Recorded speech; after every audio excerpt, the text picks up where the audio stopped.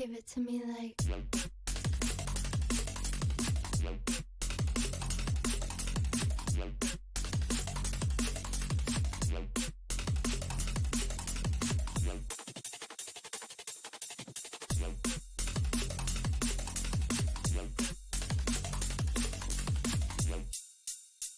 Give it to me like.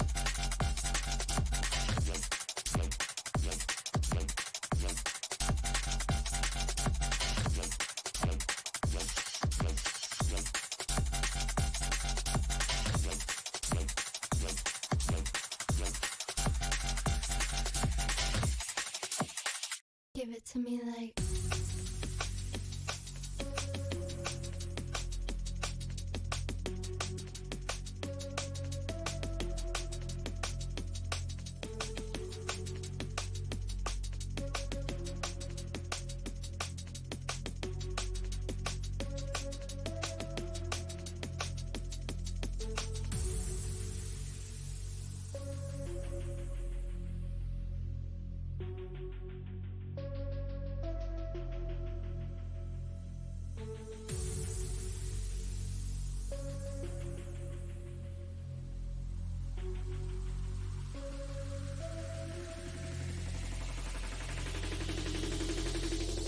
Give it to me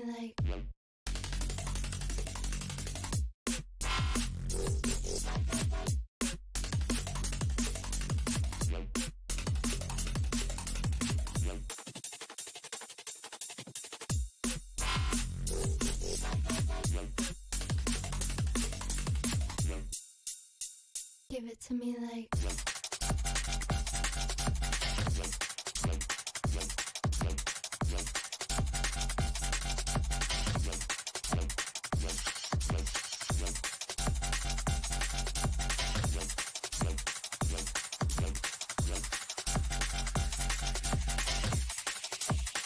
Give it to me like.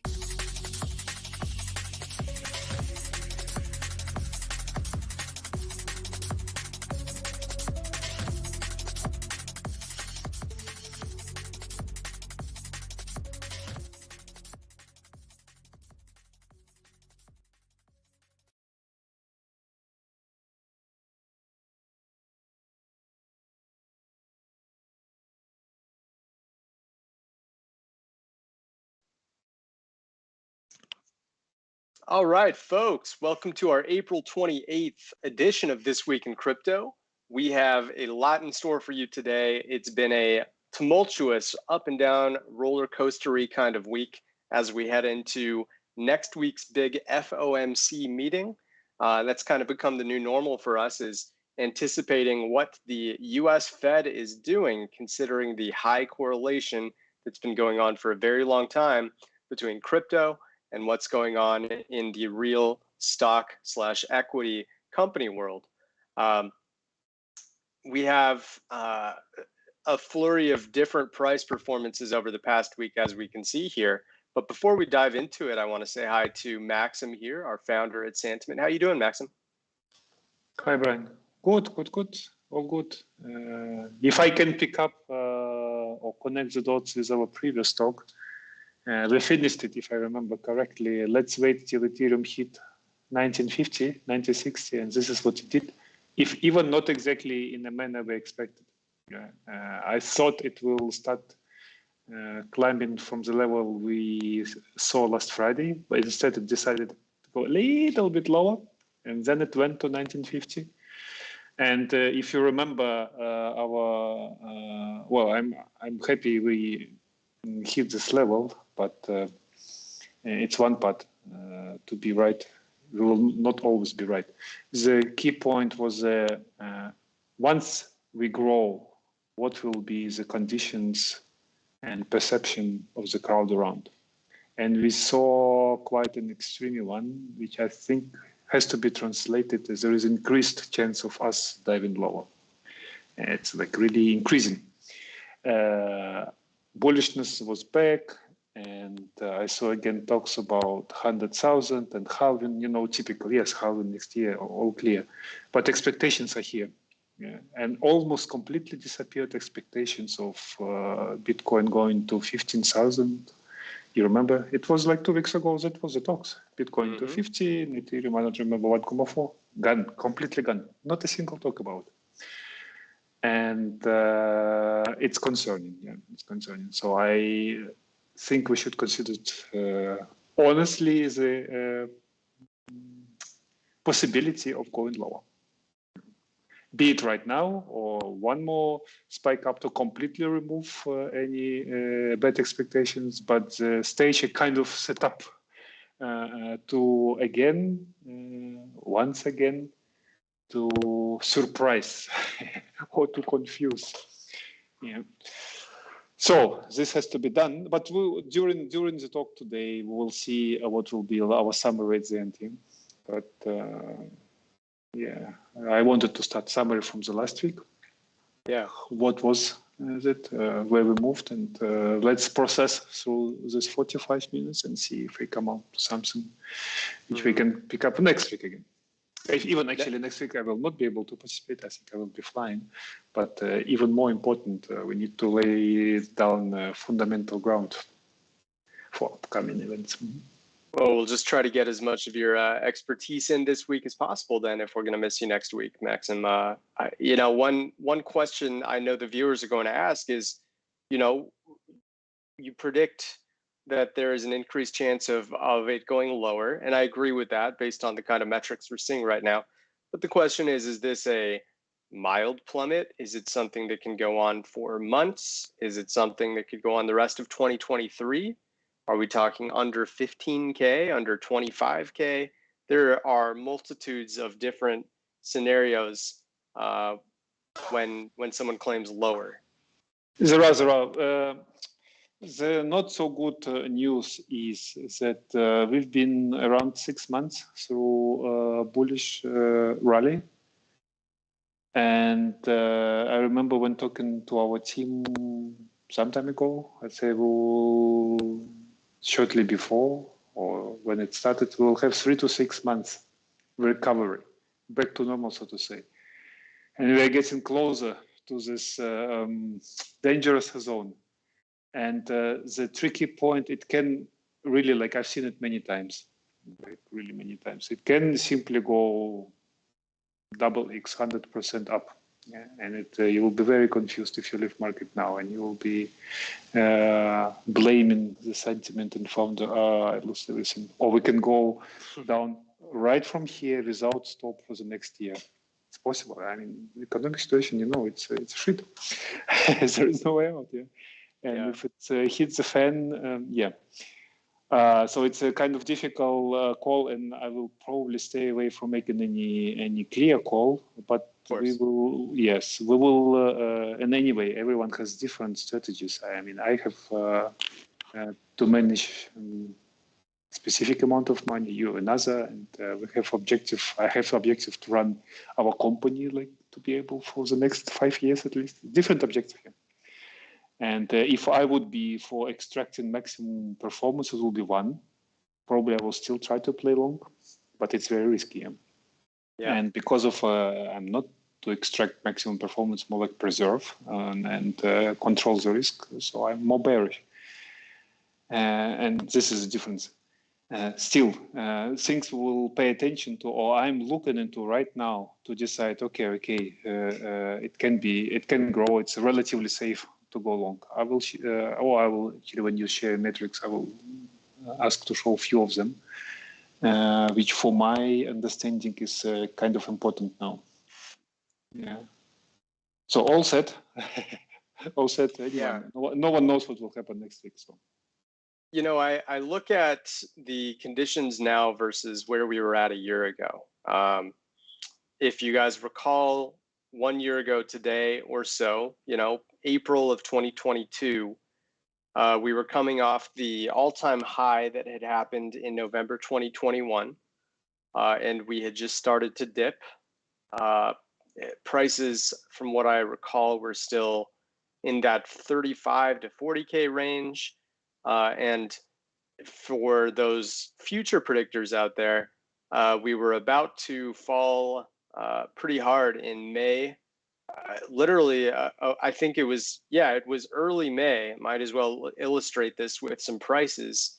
We look at the past year, and there was this huge drop off that occurred right here. This is the early May drop. So we're looking at 40K prices 1 year ago.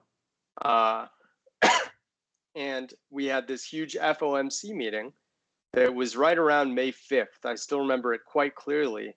And stocks were plummeting, gold and silver were plummeting, and the hardest of the bunch, crypto, went on an absolute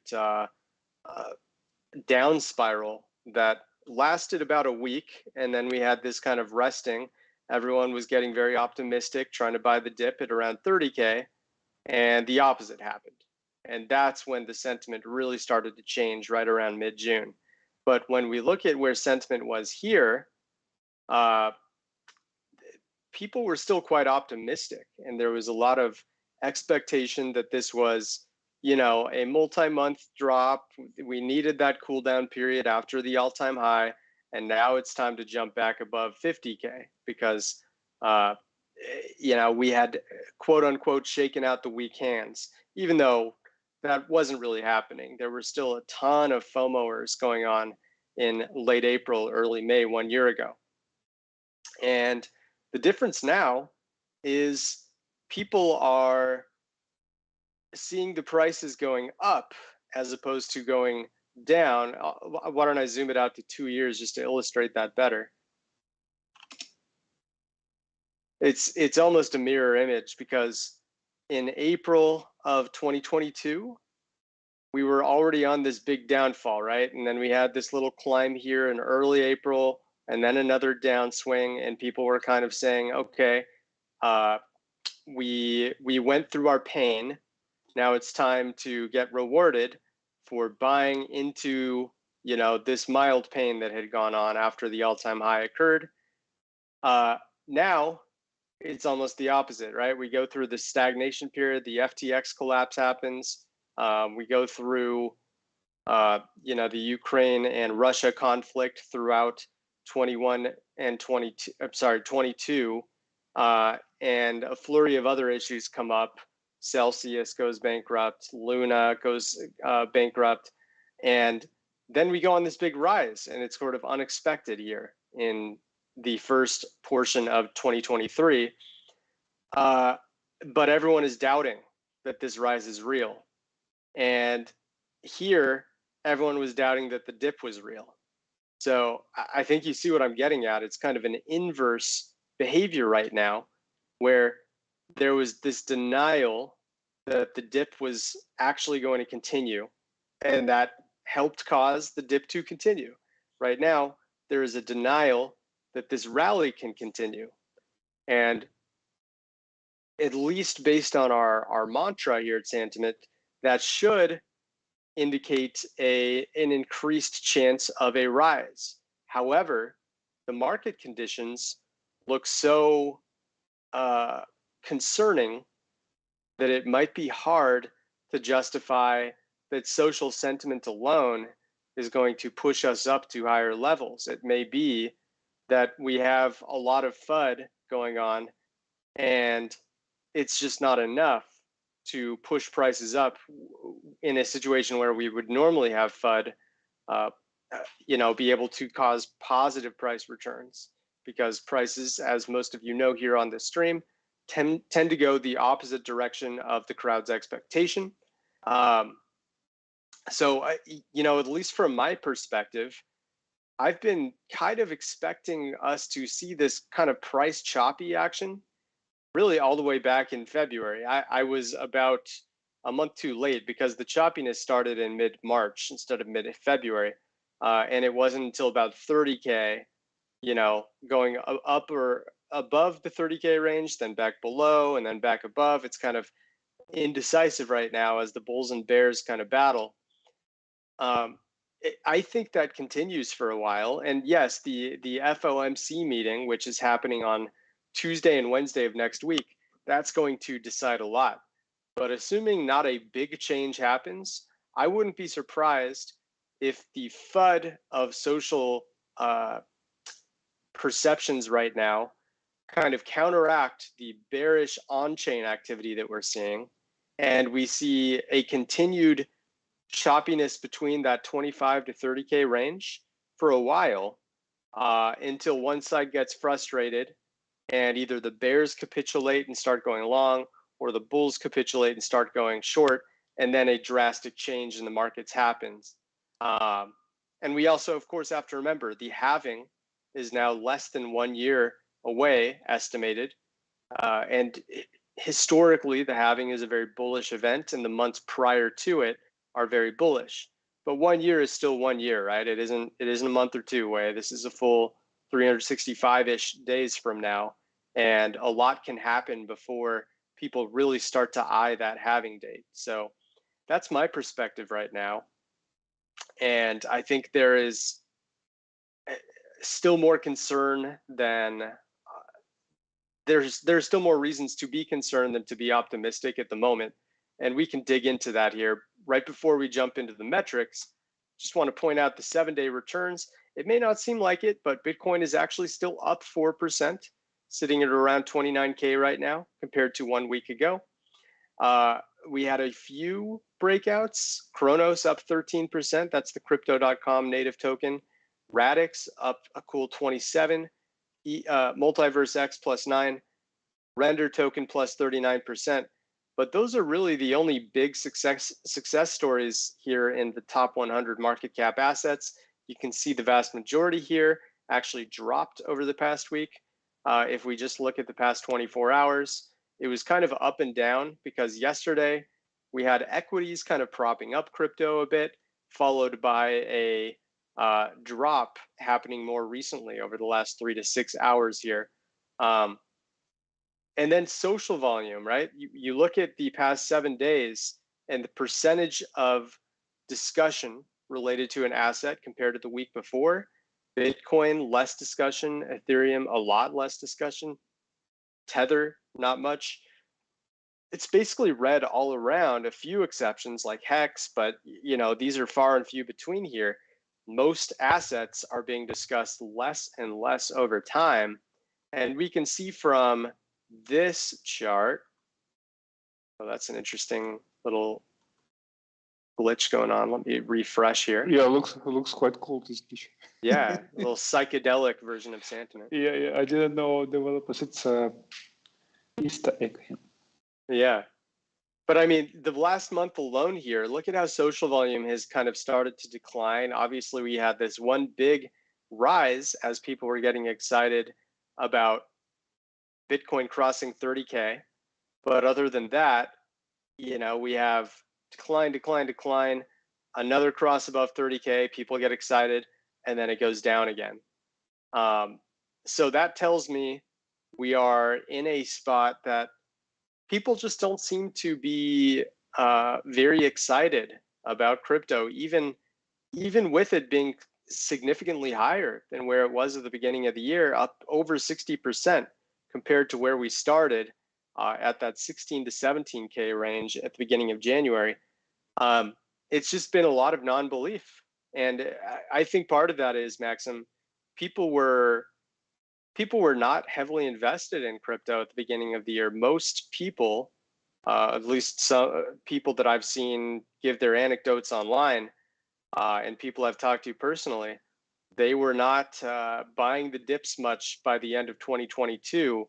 I think complacency had taken over and people were very much reluctant to be in crypto by the time 2023 started. So there weren't a lot of big gains, even though percentages went up a lot.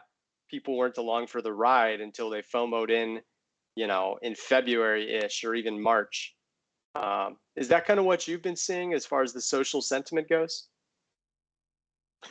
It's more or less neutral. It's okay. There was a time, I think 24, 36 hours ago, became again extremely bullish. Now it's actually normal. That's the reason I say, if you are risky, you can play alongside because people are not extremely bullish anymore. But with every push up, I mean, it turns like, wow, so fast. So I'm reluctant to say you can deposit or by no means leverage loan. Right. But it's a kind of natural enough at the moment. You can see both. Let's put it this way: you can see both in concerning size and also expecting because of halving or whatever the reasons, or ultrasound money, Ethereum 1 year had to be much higher than it is now, which makes me really doubt that 1 year had to be much higher than we are now. So both sides are present. Basically, you can play both. Absolutely. And you can see, I mean, this past week was especially choppy. We had this big rise above 30K and then big drop down to the low 28s. And you can see how the bearish sentiment has actually been quite prevalent. You look at the ratio, right? It'll always show the larger of the two when comparing the social volume of two terms or groups of terms. In this case, we have all the positive sentiment words here in blue and the negative sentiment words here in red. They're actually pretty tight, relatively speaking. I would say usually you have the positive ones dominating the negative ones. It may be a 3-to-2 ratio. This is more like a 5-to-4 ratio. And that says that there is more negativity than usual. You can see it illustrated here in many spots. You know, going back to April 12th, you see the negative words exceeding the positive words by quite a bit. And look at that, the price goes up the next couple of days. It counteracts the skepticism going on in the markets. And then you see, you know, a few big positive bars here, price goes down. And then of course you have this huge polarizing spike of both positive and negative words, right as prices kind of fake people out. There's this huge rise above 30K and then down to the 28s. And I would view this more as a bearish spike because of how close the two are together. You know, highlighting just this, you can see the negative sentiment spike. This was one of the highest over the past year. I think the third highest when looking at them compared to this one and this one. But yeah, it looks like now people are actually showing some positivity on this drop because they're so used to seeing this 28 to 31K ranging that, you know, now us being back in the 28s, they're like, okay, now we're going to go back to the pattern of rising a bit. So I'm buying right here in anticipation of us reaching 30K again. And this is normal when you get into this kind of ranging period, whether it's a really flat one or more of a volatile ranging period. I often see people, you know, after a fourth or fifth or sixth wave of the same thing, just say, all right, I'm going to continue to ride this pattern because this is the new normal. This is what always happens in this situation. And I am just going to expect that history will continue to repeat itself. And guess what? Once people get into this lull of expecting the same pattern, that's when the pattern breaks. I've seen it time and time again.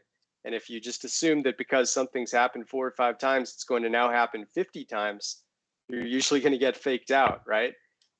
So I'm not surprised to see that we're now getting at least a very small sample of positivity right now, because people have been so used to seeing these dips followed by a quick bounce that they can take advantage of.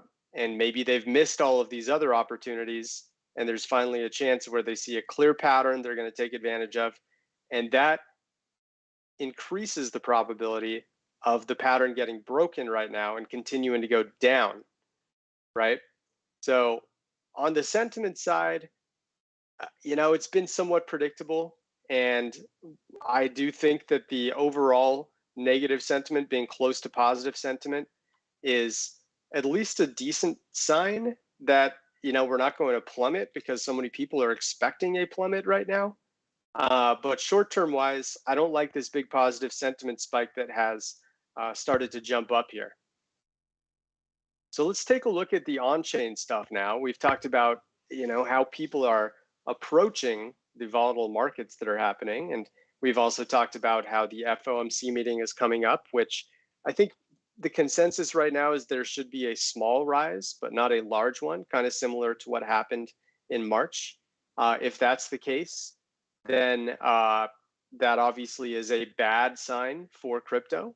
Crypto is still attached to the S&P 500 in a big way, and if the S&P 500 experiences an interest rate hike, then by proxy, crypto should still feel that as well, even with the correlation being a little lesser than what it has been. But looking at on-chain metrics, let me zoom back in here to the last 6 months. Well, even, yeah, 6 is fine for now. Trading volume. We did see a spike in Bitcoin's trading volume on this last visit to above 30K before it dropped off quickly. It was the highest trading volume spike we saw in about 5 weeks. So people were at least temporarily getting excited and trading more often as it crossed back above 30K, but that quickly dropped back down, as did the price. On-chain transaction volume, really nothing exciting going on at all. It's just a continued flat period in terms of Bitcoin and in terms of the dollar equivalent as well. So not much we can say about that. But when we look at the daily active addresses, the amount of unique addresses that are interacting on the BTC network, we had this rise as we went up above 30K for the first time, and it really hasn't revisited that same enthusiasm since. Even with this second visit above, daily active addresses are starting to decline again. If we look at the 30-day average, we're seeing about 970,000 addresses interacting on the network. That's about average for the last 6 months, really not too special. And then circulation here, really struggling. Other than this temporary rise that was, a reaction to going above 30K, it dropped back down pretty quickly. And as we typically do on our calls, we can see that the overall amount of unique tokens moving on the network compared to the current market cap is still indicating a bearish divergence. This is the 9th straight month of it, and it will end the month as a red bar unless there is somehow just a huge event that closes out the month. And that is a not so good sign if you're bullish, because typically over time, these red bar stretches will lead to prices falling and not rising. That being said, right, we've had this rise here for about 4 months now, 4 months. It started in early January, despite the bars being red, and that is an anomaly. But when we see these long stretches, typically it will lead to fading given enough time. So we really need to see circulation pick up quick going into May here.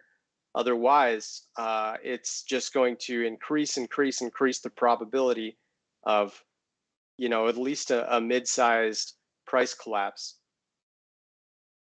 And while we're here, the same really goes for Ethereum and a lot of assets right now, less and less circulation, which makes sense because we see, oh, that's weird.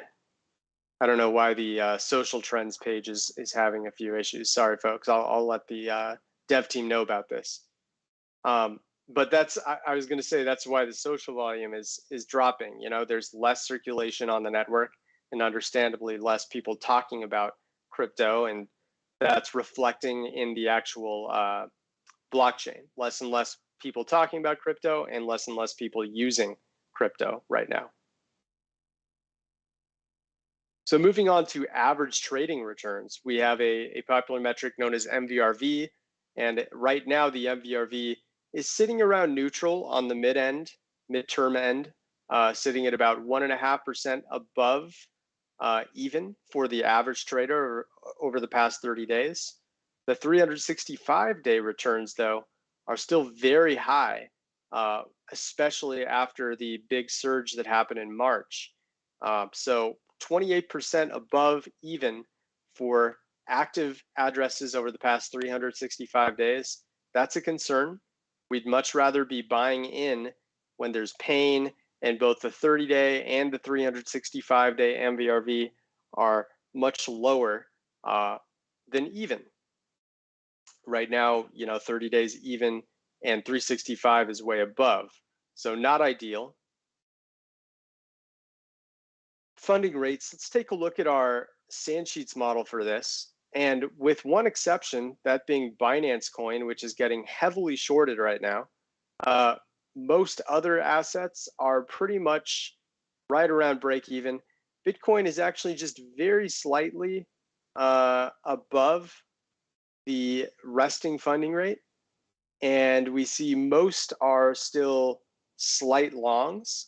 A few other exceptions. Ethereum, interestingly, is getting shorted right now. So that's actually a good sign for ETH because it increases the likelihood of liquidations that can send prices upward. Internet computers getting shorted. Zilliqa is getting shorted, and Axie Infinity. I also see Elrond. But yeah, these are a small handful of shorts amongst many longs right now.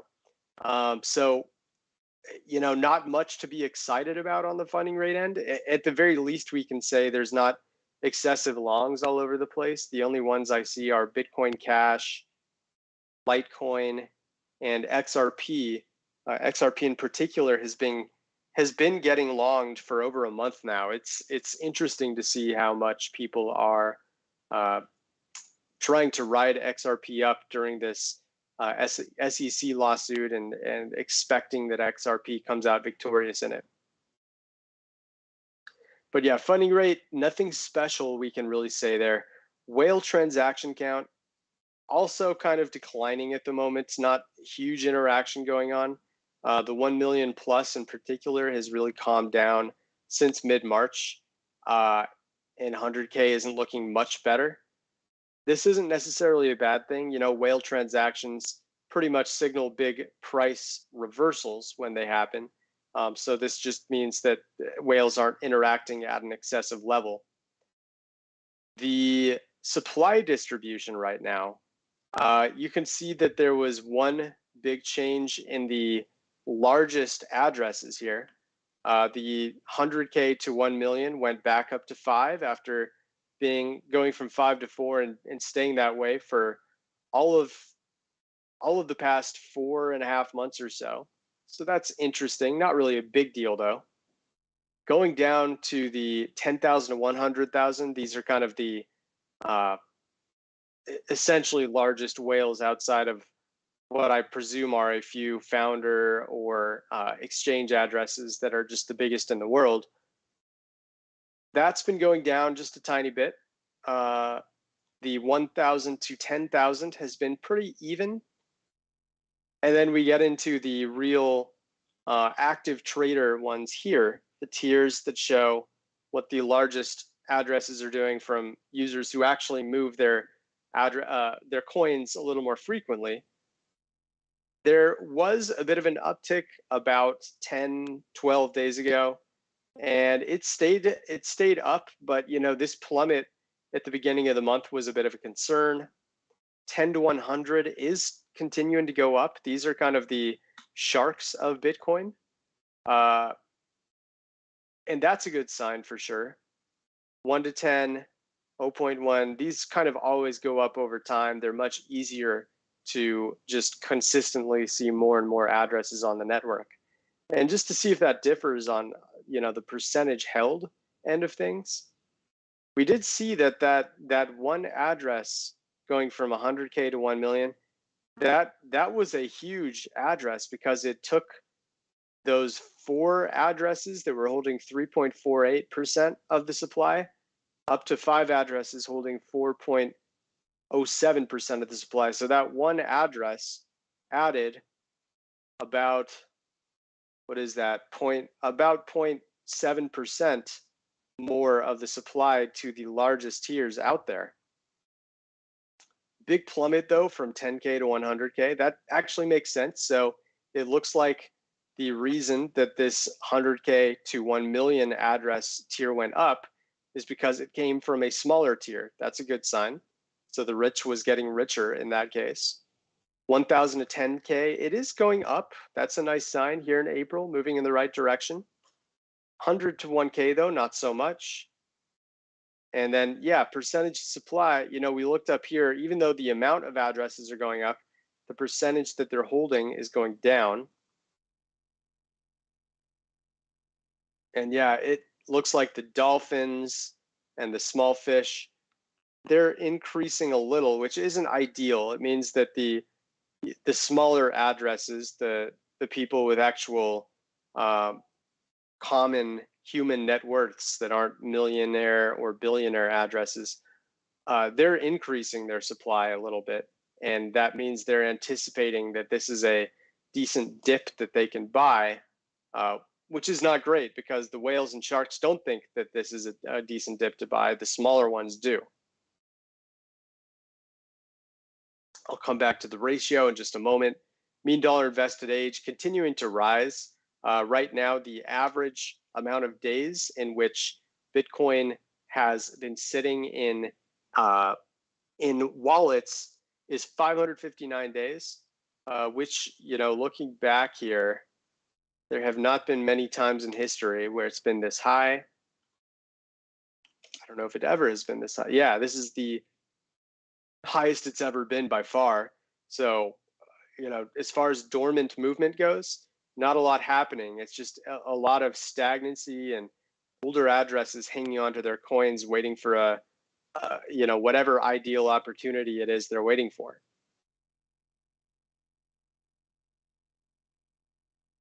Network realized profit loss staying pretty flat. Supply and exchanges, it's actually starting to rise a little bit right now. Ever since, yeah, for the last month here, it looks like the supply and exchanges has gone up about 0.14%. Not a huge swing up, right? We saw the big drop here right as the FTX collapse was happening, where it was at 8.3%. And ever since that, as coins moved off of FTX, we've been here in the 6.6 to 6.8% range as far as supply and exchanges, which is good. We want less and less coins sitting on exchanges because it reduces the likelihood of a future sell-off. And with one major exchange off, that means self-custody has become more common ever since. And then we have social dominance here. It's been quite high, and it's stayed that way ever since mid-March when we hit that 25K level and continued to go all the way up to eventually 30K here. But I like to see this. I like to see that, you know, 1/3 of conversations right now amongst the top 100 market cap assets are dedicated to talking about Bitcoin as opposed to altcoins and assets that don't have as much staying power and consistency and reputability in changing the crypto sphere for the better. So when Bitcoin is being talked about a lot, it does increase the likelihood of an organic rise for crypto as a whole. We'll just have to see if this continues. You know, there will be another altcoin run, even if it's just a few days or a couple of weeks. Will Bitcoin's social dominance quickly just fall as traders get enticed by the latest pump and dumps out there? That would be bad if traders are that sensitive to, you know, a temporary altcoin move. But if they're unwavered and we continue to see Bitcoin's social dominance stay high, that would be a good thing as we get closer and closer into next year's halving. And then weighted sentiment, it's dropped down. So even though social volume is high for Bitcoin, not a lot of extreme discussion that's pushing up the weighted sentiment into positive territory. That's actually a good thing. You know, we were seeing super high weighted sentiment for the last month and a half, and it's gradually come back down as prices have finally topped out, at least for now. So as long as it stays negative or neutral, there isn't any FOMO that should be holding back prices from moving upward whenever it finally decides to make another big run. I'm noticing development activity has dropped down for Bitcoin, but it's always, you know, with Bitcoin, take it with a grain of salt when we don't even know who the founder is and what kind of team is actually working on Bitcoin's GitHub repository. And yeah, that's kind of the main Bitcoin metrics I wanted to go over. We do have some shark and whale stuff we can still look at, but before we do, Maxim, I'm curious if any of these charts have kind of popped out at you, or there's another metric you'd like me to maybe focus in on. For Ethereum, we can check exchange inflow. That's one point I want to show. Yeah, let's check out Ethereum's exchange inflow. What's going on here? No, deposit. Well, actually, exchange inflow, yeah, is also good. Okay. What do we see there? So if we look at just the inflows, here it is. We'll take off balance here. So if we look at the inflow for Ethereum, I see that there was a huge spike right at the top when it was exceeding 2,100 here on the 18th, and that was the last big spike. Yeah, and then what is the time frame here? This is the last 6 months. Yeah, maybe it takes 3 months to see a bit more details. Actually, I was wanted to see another metric, but let's look at this one. Here's the last 3 months. Okay, so yeah. Supply and exchanges does look like it's going up as a result of some of these spikes. At about a 5-week high. Relatively not so. Well, I would expect actually to be higher. And just stay here maybe. Can you add metrics deposit transactions?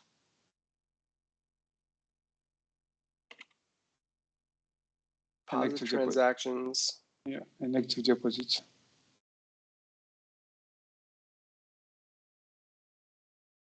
Oh yeah, this is too spiking too much. Okay, and then active deposit. Oh, last month. Yeah, maybe this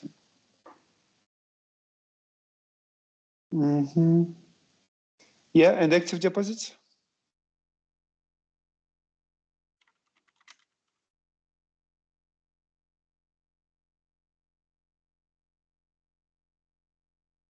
So, and well, the active deposit you can aggregate it, I don't know, by 4 hours, maybe just to make it less noisy. Okay. So I thought that before building the top, you saw that deposits going to exchanges start to decline. It means people get relaxed and less concerned. We did so, yeah, and then this is one of preconditions, not the only one, but there are a set of metrics which reveal you the same pattern of behavior that holders say, okay, no need to deposit. I will do it later when it really grows.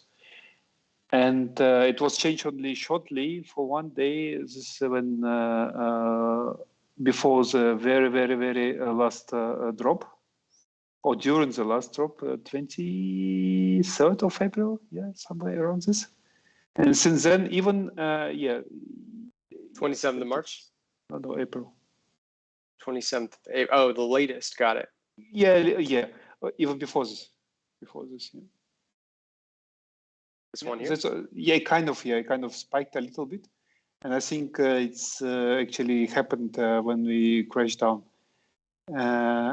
Now, I would expect if hodlers are concerned after us going so much down, yeah, they would use every chance when markets goes up as exit liquidity. And in the beginning of our call today, I said that there are a few metrics which doesn't allow me to make a strong bullish call. And this is one of them. If we see, imagine we grow now a little bit more, we go lower, and then suddenly you see increasing volume of this active deposit and deposit transactions, that would change my mind. I would say, okay, now we can go long, because people are getting, obviously, based on on-chain behavior, concerned. I don't see it yet. It's a kind of a little bit increase, but after such a crash going down without any specific reason, I would expect to see more. So this is one which I'm paying attention, in addition to what you also showed. And another one, can you type in the search fee? Yeah, fee. Okay, Average and then fees? no, actually fee distribution. This is one of new metrics. I even didn't know that we had it. I mean, I saw it, some of our analytic research people using it. So see, now it's a little bit better. On the top position, wrapped at USDT, the usual suspects. Sometimes we see the DAI somehow really disappeared. But the next 1, 2, 3, 4, 5, 6, 7, 8. It's a madness. I don't know what is. It's most of them are scam Ponzi token. There is still greed in the market. There is still fever. There is still heat which has to be removed. And this combination of not being much concerned by the drop in the last week, being relaxed by this recovery to 1950, and the still fever and the heat makes me, what I said in the beginning of our conversation, actually more negative than positive. This is not how bottom looks like. The bottom, you will see different picture. So what would it look like in a bottom scenario? Oh, you will see here suspect, or let's say as simple as that on the scheme. There will be projects, with icons and like something from top 500. All the coins with no icons, it means it's like some random coins, most of them, if not all. And another, I don't know, do you have an average fee and median fee on your chart layout already? Mm-hmm. It's also, yeah. Let me just add them here.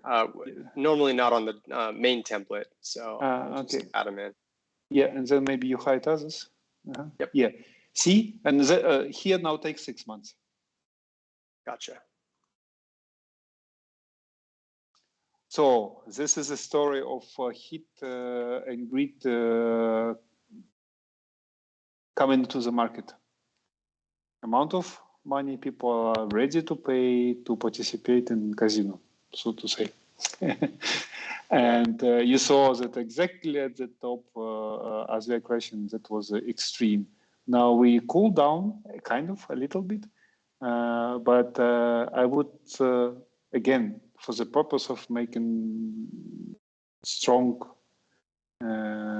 call based on the data for long position, both average and median fee should go another 10 to 20%, maybe ideally 50% lower. The moment we see it when it was like an end of March, then it's okay. It's okay. It means users or casino players don't see much opportunity. Good. And if the tokens in the distribution fees, which you showed before, no name, good, Ponzi disappeared. And when we see with every rise of price, substantial amount of deposits and increase in exchange, good, it means people concerned as they take profits. Mm-hmm. And these profits, by the way, we can also track on Bitcoin on this network realized profit loss. So it's not so bad, but you will see that on the spikes up, it's too weak. There is no fear. There should be. I mean, the market are very unstable. And yeah, this is my set of metrics. Actually, I'm checking now, surprisingly. Yeah. Usually I check otherwise. I like divergences, network growth, and activity. And somehow lately I noticed the last 2 weeks I'm looking to this. And you can see how much the average fee spikes, I'll just take off median here. The average fee spikes kind of foreshadow a lot of price reversals as they're happening. It's kind of a volatility indicator as people are capitulating like they did back here during the FTX collapse, like they FOMO'd in here around Valentine's Day. here they were capitulating here in mid-March, followed by a huge rise. And then everyone is taking profit and panicking here in just about 10 days ago. And I also noticed how disinterested everyone was in making transactions. This was kind of the ripple effect of the FTX collapse here at the end of 2022. Everyone's saying, I don't want to touch my crypto right now. I don't know where to put it. I'm just going to keep it in self-custody and wait for the, the fireworks to settle down a little bit. And gradually, as the year turned to 2023, people gained confidence in. You see, actually, exactly where you are on 13th of February. This is what you want to see. Well, probably will not get as clear signal. When market crashed down and it's the heat was removed immediately. Yeah, it went very low. I mean, very low at that time. Actually, today it will be even lower. Just imagine the fees. Okay, they stop speculating and say, I don't know what's going on. Yeah, I'm not willing to take risks. There is nothing. There is no opportunity in the market, so to say. Right. Yeah, we will probably not go so low right away, but it should go at least to the level where we've been, 13th of April, this around 10th of April, to that level. It's quite a classic pattern of hockey stick. It goes up, and then it should go down to more or less to the level of origination. Lower. Yeah, somewhere here, yeah. We should hit this level. Then, of course, market can grow even without it. I mean, market can do whatever it wants. Just for me to make a decision, which I can tell to myself, okay, I made an informed decision. I know what I'm going. What kind of risk I'm taking. I would like to see this go lower. Yeah, very interesting, Brother Maxim. I think this is a very informative chart, especially not just for Ethereum, but for many assets. You can see just how active and people are on the network and how confident they really are beyond what they're saying on the social end of things. This is kind of like funding rates where it's they're putting their money where their mouth is. Yeah. Kind of, yeah. And one thing I wanted to look at too, as mentioned earlier, was that ratio of on-chain transaction volume and profit to loss. I really like this chart, not just for Bitcoin and Ethereum, but for a lot of assets here. And it's interesting because Bitcoin and Ethereum are going in two different directions right now. We see that a lot of profit taking is going on still for Bitcoin, which makes sense. It's been doing better than Ethereum by a pretty decent margin. Bitcoin is up over the past week. Ethereum is down. And Ethereum is actually seeing its largest so far ratio of lost transactions compared to profit. So very much from almost a 2-to-1 ratio, people are moving their coins away from their Ethereum addresses at a lower price than where they obtained them, whereas it's the opposite for Bitcoin right now. So perhaps that's a sign that Ethereum is starting to look a little bit better, especially with what you just pointed out with the fees declining a bit. So I definitely like seeing this. If we look at, let's just take like Radix, for example, because Radix is one of the big gainers over the past week. Oh, yeah, it's not ERC20. Maybe, what was another one? ICP should be okay. Let's try that.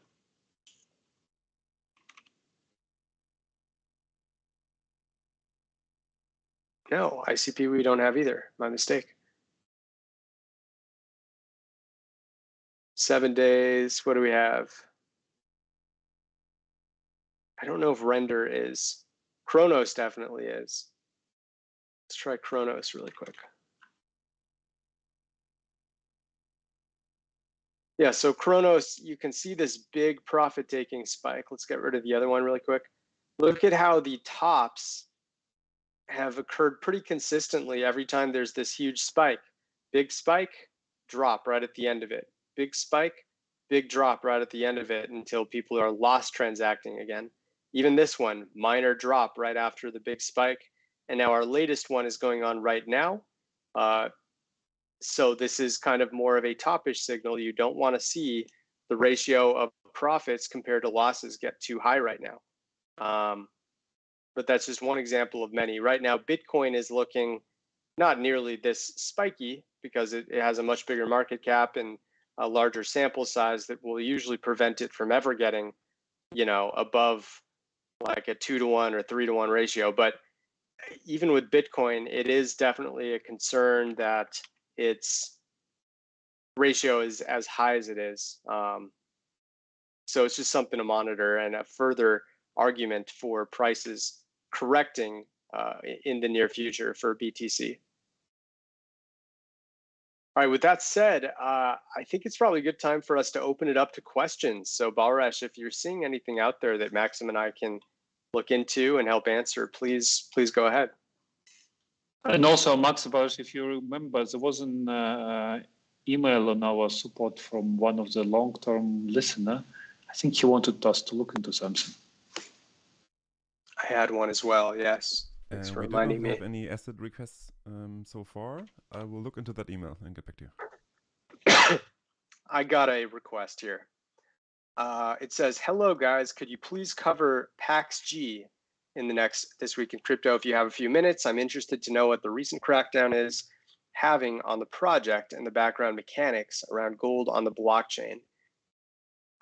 Could gold outperform the overall crypto market if stable coins continue to increase in the overall size of the market? Let's take a look at PAXG here for a minute. Maxim, do you know anything about the crackdown that's currently going on with it? No.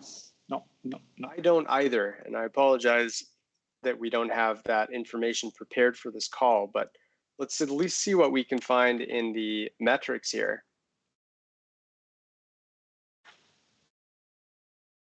So at least according to volume and transaction volume, there's nothing special going on or anything that would indicate that there's a behavioral change as a result of this crackdown. I do see that there was a daily active address spike yesterday. This actually came after the request that was earlier this week. Not much on the utility end. How many active addresses per day is there? So it's the 84th ranked market cap asset, and on average, it gets about 313 per day over the past 30 days, but a lot less recently. Okay. MVRV wise, it doesn't look like there's been much going on. It's just slightly below even for the average trader at -1%. On the 365 day, it's a very modest +8%. So pretty much break even there. Whale transactions, they've been very silent. I mean, already I can tell whatever happened with PAXG, with some sort of crackdown, I don't know if it was SEC related or something else, it doesn't really seem to be moving the needle much for whales. They've had much bigger moments where they've accumulated, big here back in mid-March and even in mid-February. But this is pretty much at the lowest point it's been in over the past 6 months as far as whale activity. Supply distribution, not much happening here. I'm just seeing the small addresses continue to rise as always, and the mid and large ones staying put. With PAXG's price being quite high at about $2,000, we can say that these will be about the start of the whales here. These will be the extra large whales. And these are kind of, yeah, so we'll look at kind of these as sharks as well. But for the most part, it doesn't look like they're doing a whole lot. They're staying quite even for at least the past week. The largest whales are actually moving down a bit. Yeah, not much to say there.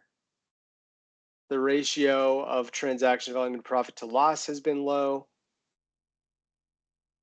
Dormant movement, not much at all. Can you come back to mean dollar investigation increase, and can we see it for longer time? I want to see if like 1 year ago.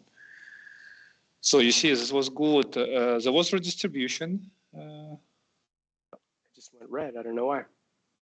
You took too long time. Oh, I went back to 2001. I'm not, because of my keyboard. Sorry. Yes. There we go. So, okay.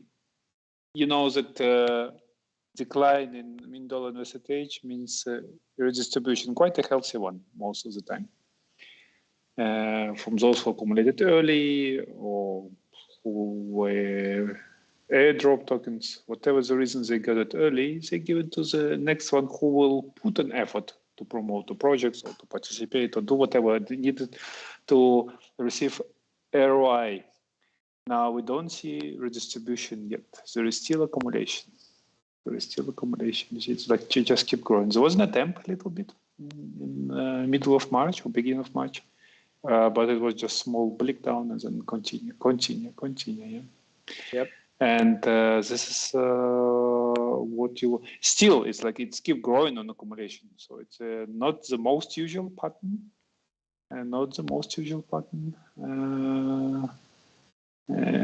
yeah. But if you would be a long-term hodler who has it, I mean, it doesn't look so, but I would avoid entering now. This definitely. And also I see the chance here for talking about technical analysis or basic, one of the top 5 basic behavior patterns, head and shoulders could be. And continued accumulation and the lack of did we see increase of holding, or can we say all hodlers below, let's say, 1 tokens? Are they accumulating or nothing or decreasing? This maybe also will be interesting. Just want to see how small hodlers behave. Below 1, you said? Yes, everything up till 1, yeah. Yes, Okay, and so then combined with previous. Yeah. Just look at all of them together. Yes. Yep. So how much moving up. 1%, yeah. Yep, 1.4. Yeah. Mm-hmm. And I bet when you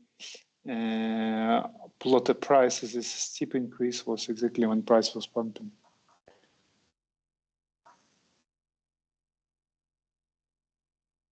Yeah. So the bottom intensively after the increase, and everyone's still trying to buy this dip. Yep. Yeah. But which is was not so bad idea. So everything combined, I would not enter it now. It's not to say it can grow. It can. I just know too little about fundamentals. If it's indeed some kind of, if token itself tracks as a gold in the current uncertainty inflationary environment, gold is shining again. So if I don't know, unfortunately, fundamentals from behavior point of view, it is risky to enter it. It's not a typical one where I would say, yeah, cool, can enter. Can you show also, Brian? There was some chart or some charts. Yeah, on your. If you scroll down, I think I saw something where stuff was blue color. Social volume. Social volume. Okay, interesting. So it's been talked now. How much is the volume?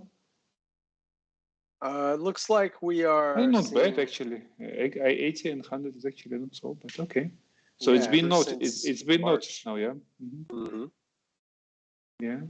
It has dropped down recently, but yeah, it's been on people's radar now for about a month and a half.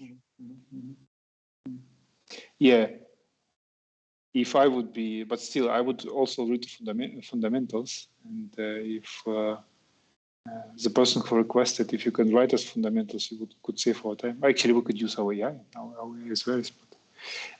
I need to build myself on fundamentals. If it goes lower to 1,800, I would consider it. Yeah.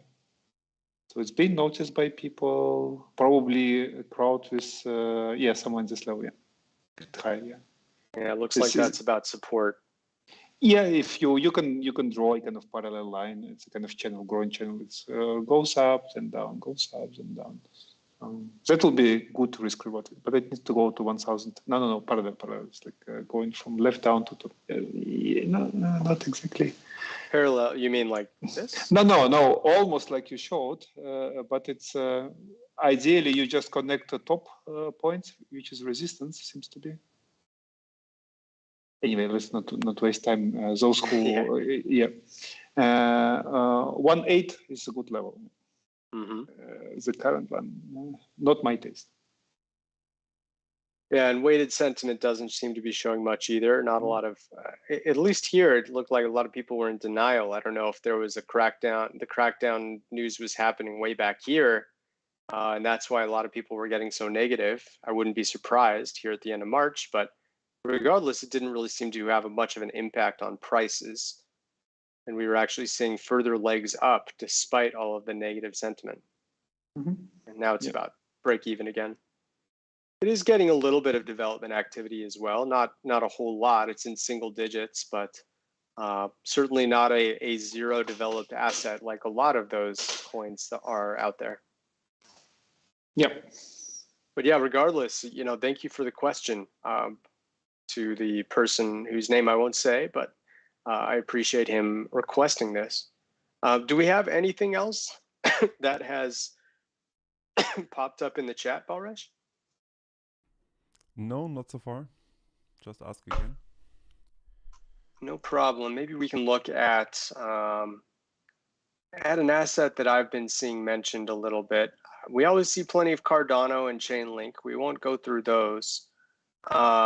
MATIC I've seen in the news. Maybe we can do a quick MATIC check-in.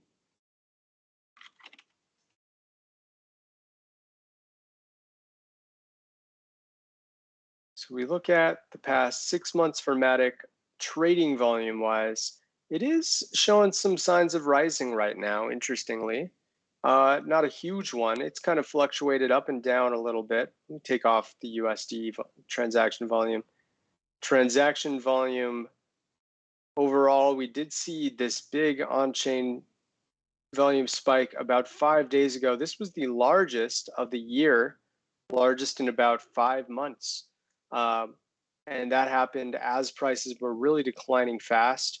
I think if I remember correctly, there was a huge MATIC transaction spike, and we're looking at our top transaction model, and that lines up perfectly here. So April 24th, there was a $59.4 million transaction.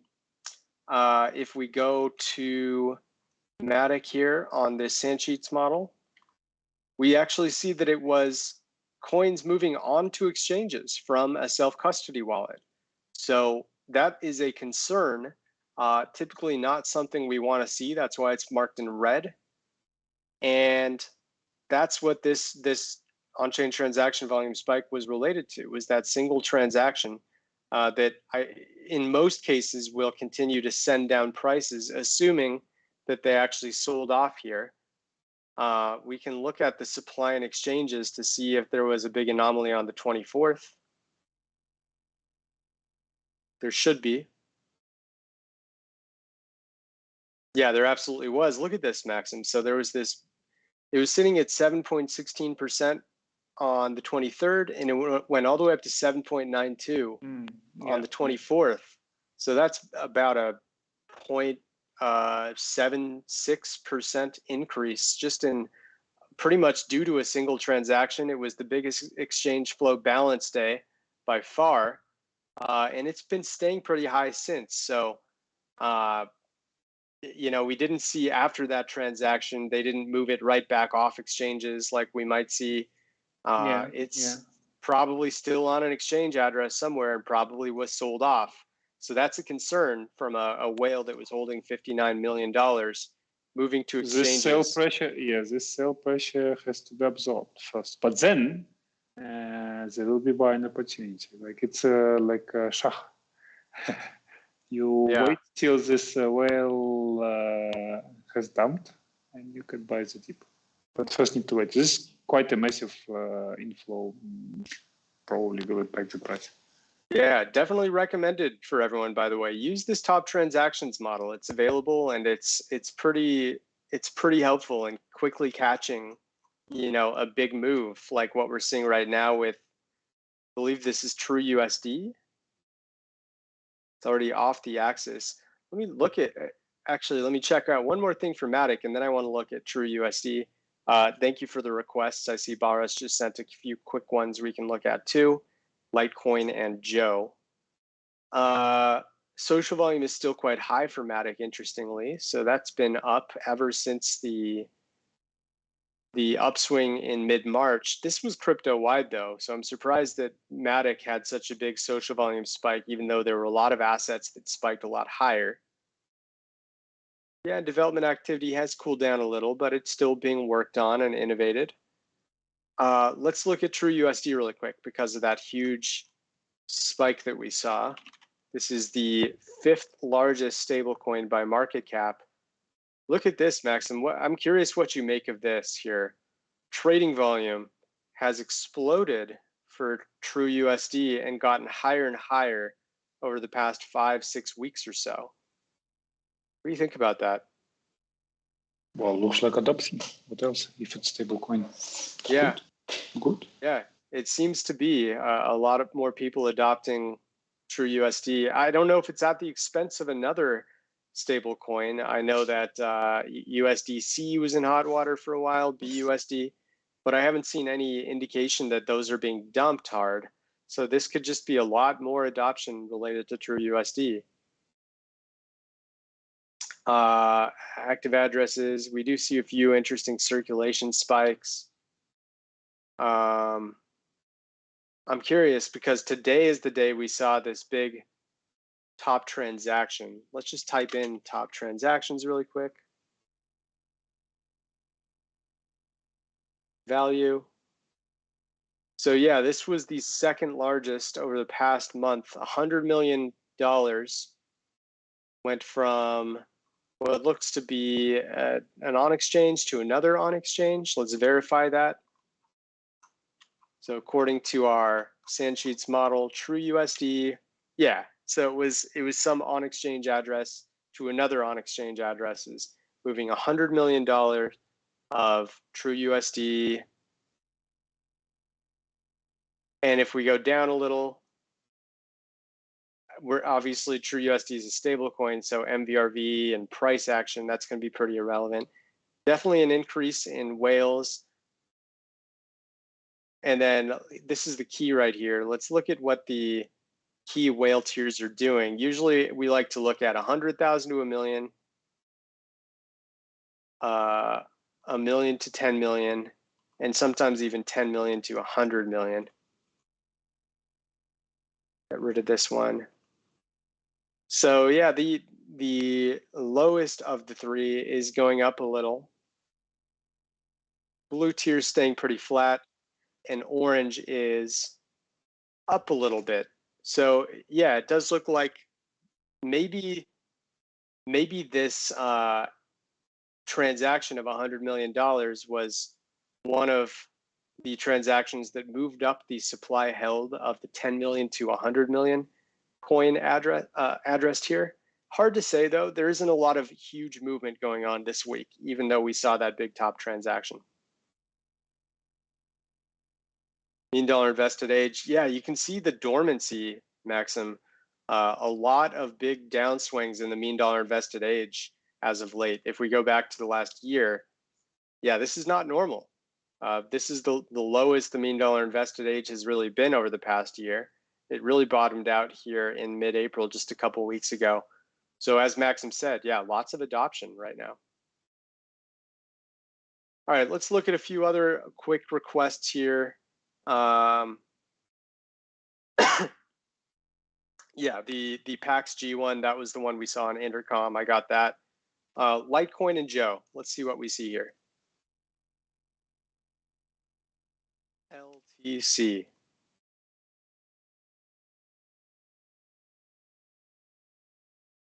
So volume, nothing special. Transaction volume, nothing special. We'll move right down to daily active addresses that has been declining. We saw one isolated circulation spike here.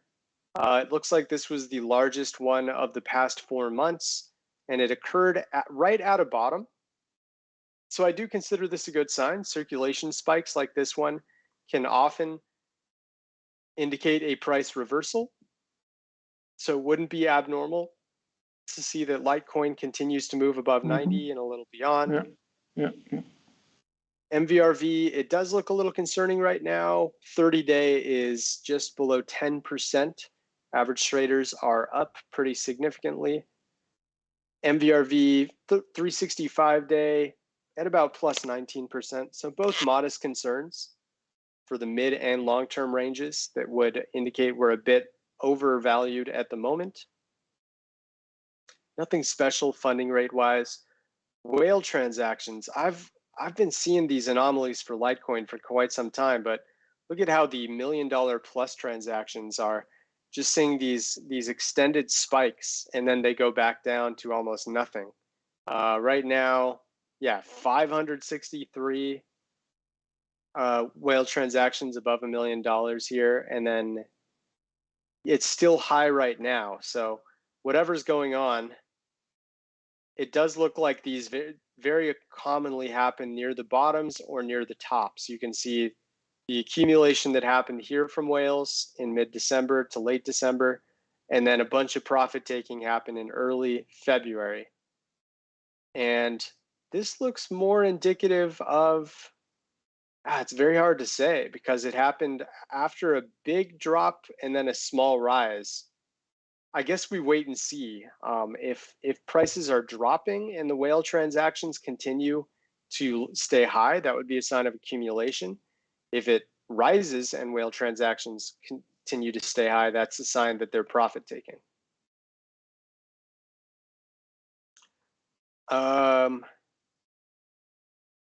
As far as its price, it's sitting at about just under $90. So we can look at 10K to 100K. 100K to a million is really going nuts. And a million, that's probably too high. But yeah, it does look like the million to 10 million just dropped. And that's why the 100K to a million. So that's kind of a wash. So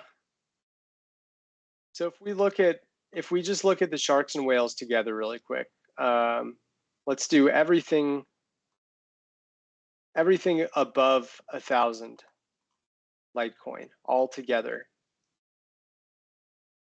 Yeah, mostly flat. It's not really doing a whole lot right now. You'll see that everything below 1,000, yeah, they've kind of topped off here in early January. So yeah, it doesn't look like there's some serious accumulation going on. I'm still very interested to see what these big $1 million plus whale transactions spikes mean, though. I think that very often, based on history, has indicated either a big top or a big bottom, and it does change the direction of prices in most cases. All right, and lastly, let's look at Joe really quick.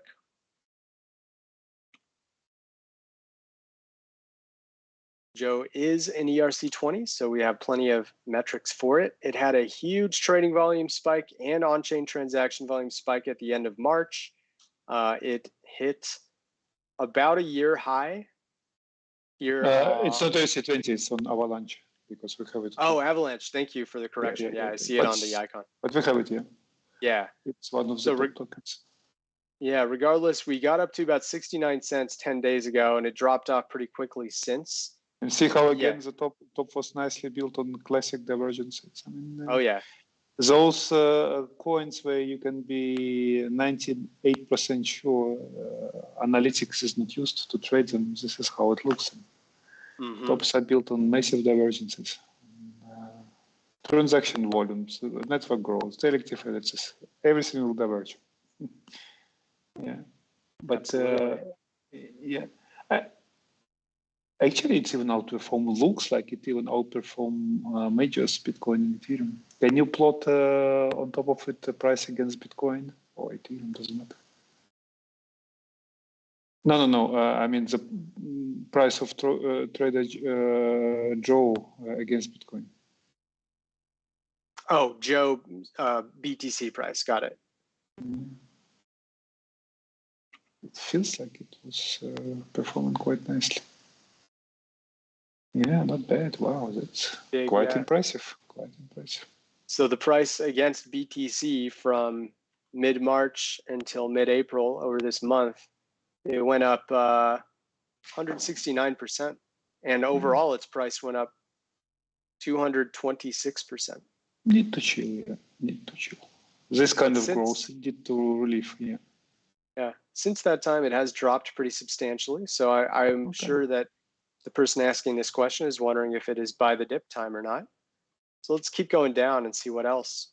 MVRV is still looking, well, it's a tale of two different stories. The 30-day MVRV has dropped down to negative 16%, which is interesting because the 1 year high only happened 10 days ago, but the 30-day is now very low again. So probably a lot of people missed the big rise here.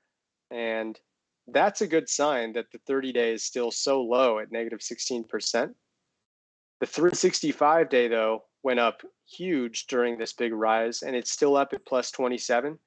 I may, advise waiting for that 365-day MVRV to go down a little lower first. But, don't wait too long because the 30-day is already so low.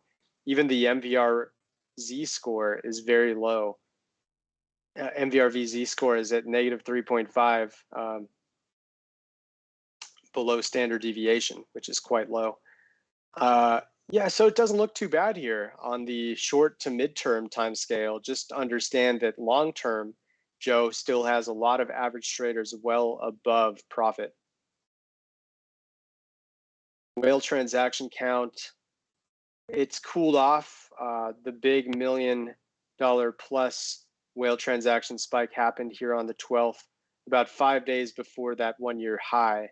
And it's dropped off since. So whale engagement doesn't look like it's about to turn things around just yet.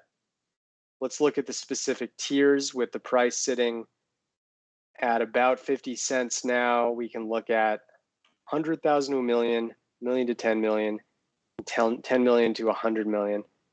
And you can see how there's a lot of squared off where like one or two addresses completely changes it on the axis because there aren't a lot of these.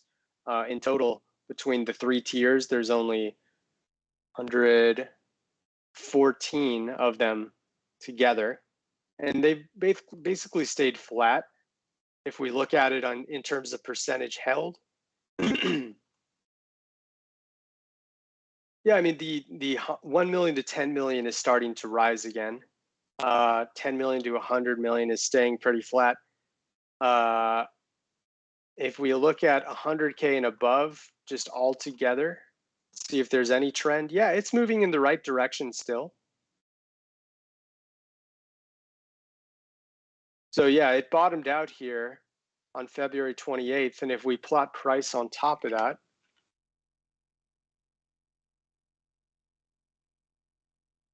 interesting. So yeah, the accumulation here started about 10 days before the price really took off. So yeah, it seems like they knew something for sure because they had been dropping for so long. And then finally a big accumulation for the first time in almost a year. And the price suddenly goes up huge right after that. And they've stayed pretty high. It's not like we've seen this huge dump off. There was this minor drop here, but it quickly got scooped up again. Keep in mind, these 100K plus addresses hold about 96% of the supply. So they've got full control. It's extremely centralized. But yeah, I think as long as it stays up, there could be another bounce coming for Joe at some point, but I don't know if it's going to happen here or way down here again. I'm curious on the profit to loss ratio.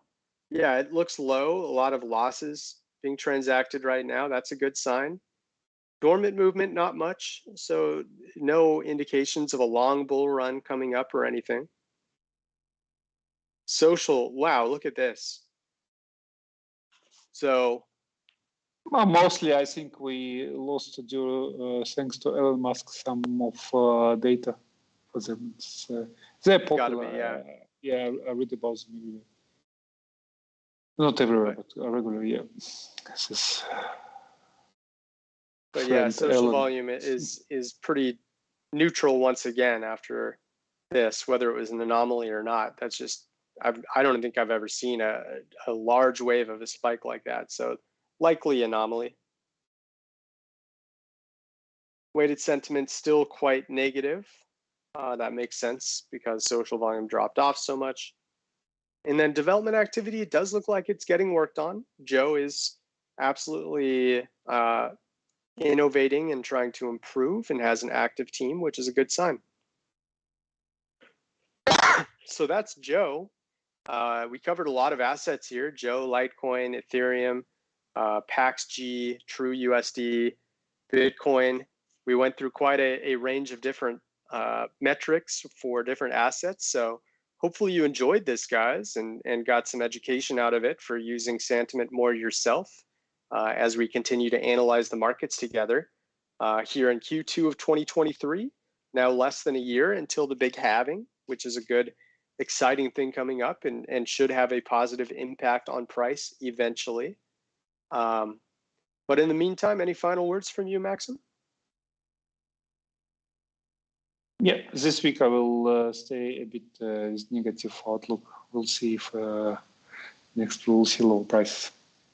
Big FOMC meeting that could change everything. Actually, I do expect that the market move before. Mm-hmm. It's not that they can surprise us much with their decisions, but the market looks like will price. The last times it was mostly pricing in before, then announcement coming and move in opposite direction, or slightly move for a bit more an intensive volume to finish the move. So starting from Monday to Wednesday lunchtime in European time zone, we will see the movement, which will actually reveal you what FOMC will say. And I think either this move or thereafter, we will see lower pricing.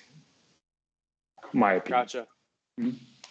Yeah, let's see what happens. I think it should be a very interesting upcoming week as we move into May here. But, in the meantime, on behalf of Maxim and all of the Santiment team, I want to wish everyone a very happy, warm, and prosperous weekend. And we will talk to you next week. Talk to everyone next week. Oh, I will not talk, but... Maxim will be here in spirit. Yes. Thanks, Brian, for running. Mm-hmm.